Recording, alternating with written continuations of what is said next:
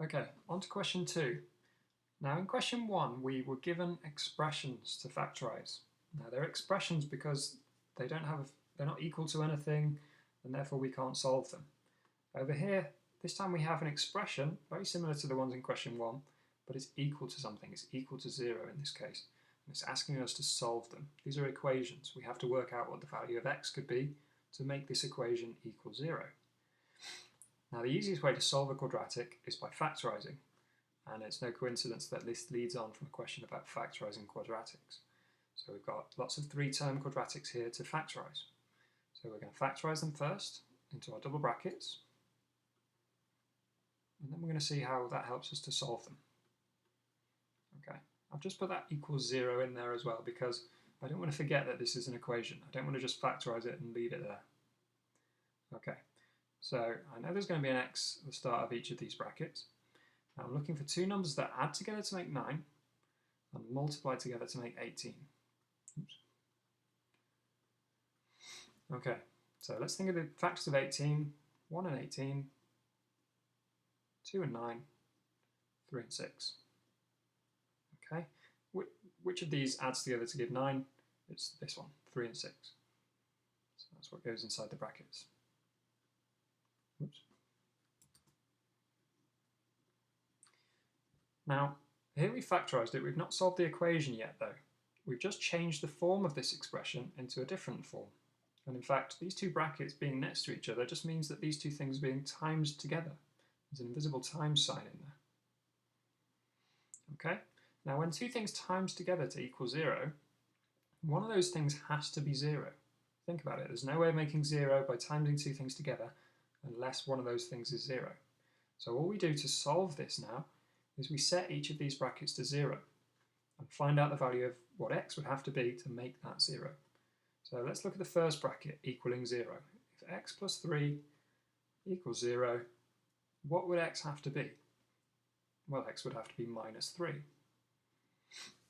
Now let's look at the second bracket. If x add 6 equals 0,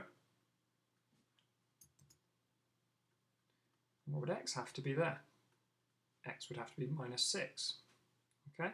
Now if we went back and tested these in the original equation, we should find that it equals 0 when we substitute these values in. So negative 3 squared would be 9, plus 9 lots of negative 3, which would be negative 27. So we're on 9 minus 27, which is negative 18, plus 18 equals 0. It works. And now let's try the second value. Negative 6 squared would be positive 36. Remember, when you square a negative, you get a positive answer. If we add 9 lots of negative 6, that would be negative 54. So we've got 36, take away 54, plus 18, and that would equal 0 as well. So these are our two values. When we solve a quadratic equation, quite a lot of the time there are two answers. Not always, but most of the time. Okay, on to the next one. Draw the bracket so we can factorise it. Remember to keep it equals 0 there. X in each bracket. Okay, two numbers that add together to make negative 3 and multiply together to make negative 28. Remember, the negative 28 is the key.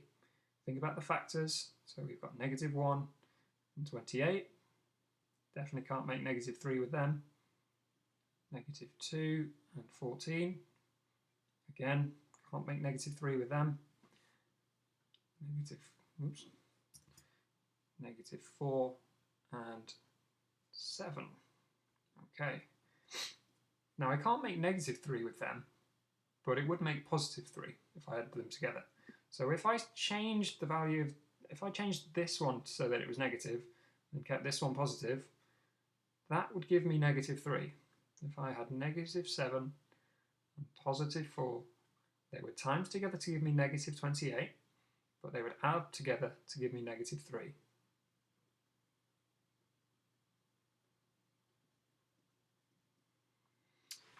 Okay, setting this bracket to 0 equal to 0, what would x have to be if this were equal to 0? X minus 7 equals 0. Okay, well x would have to be 7. And if this were equal to 0,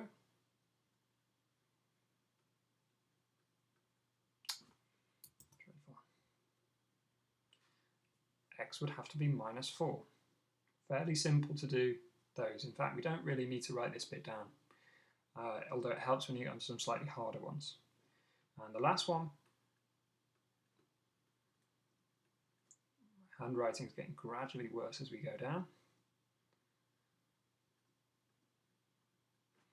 Okay, two numbers that add together to make negative 11 times together to make 10. Okay, think of our factors of 10. We've got 1 and 10. Now I can already see that they would give me 11, not negative 11, but positive 11. However, looking at this, I've got a positive product and a negative sum, therefore I know both these numbers should be negative. So that would give me negative 11 when I add them together, but positive 10 when I multiply them together. So those are my two numbers. Okay, what value of x would make this bracket 0? That would be 1. And what bracket of x would make this what value of x would make this bracket 0? 10.